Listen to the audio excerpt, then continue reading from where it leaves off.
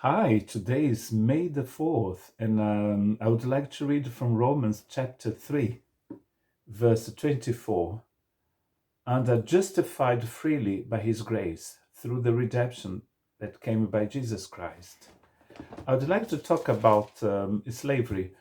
Paul talks about slavery in the book of Romans and also in the book of Galatians and the book of Ephesians. In lots of these books, he talks about slavery because the slavery was everywhere in Paul's days. And the amazing thing about slavery is that it continues on.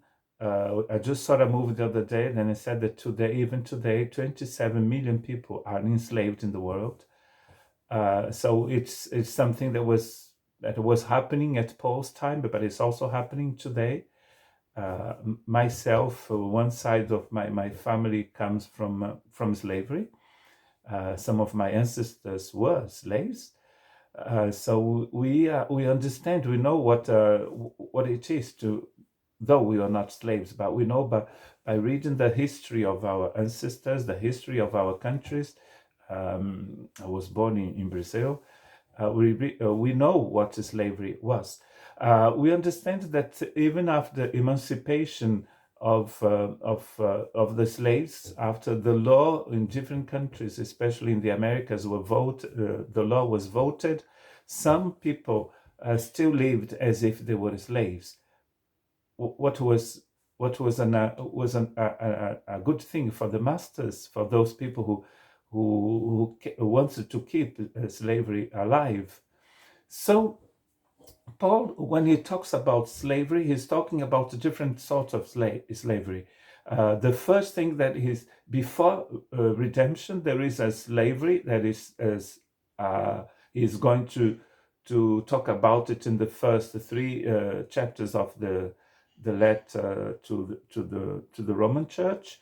And then in Galatians, he talks about another sort of slavery. It's actually the idea that someone who has been set free has about himself and about his life after he has been set free. It is as if you tell a slave you told a slave in one of the countries in the Americas where there was a slavery, that he was free, that a law was voted for him to be set free, but he still kept on living as if he was a slave.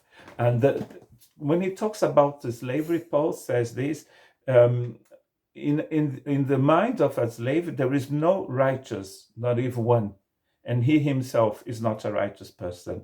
Nobody understands. Nobody seeks God. We have all turned away.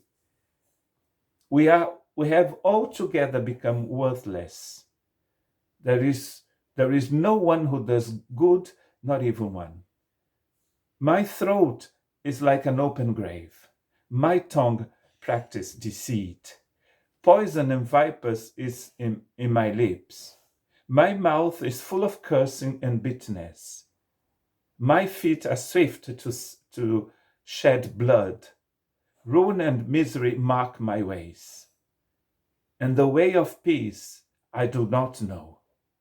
And there is no fear of God in my eyes. That's how he's describing slavery in chapter 3. It's in the same chapter where he's talking about grace.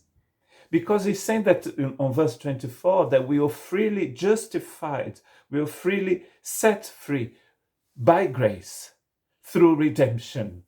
The same redemption that we know well in our countries in the Americas. Redemption is when someone came along and paid the price for the person who was in slavery. That's redemption, is to pay the price to set someone free. That's what Jesus did by grace. He set us free.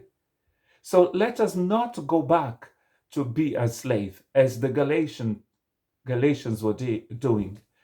Though they were free, they were still going back to a life of slavery and living as if they didn't know redemption. So Jesus came and he paid the price for us, so we are free. And we can continue on being free and being freed from those horrible things that enslaved us.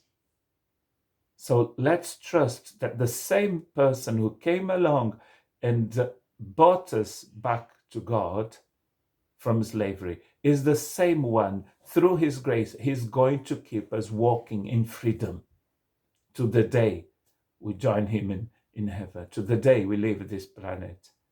We can walk in freedom. We can walk as free people, not as slaves.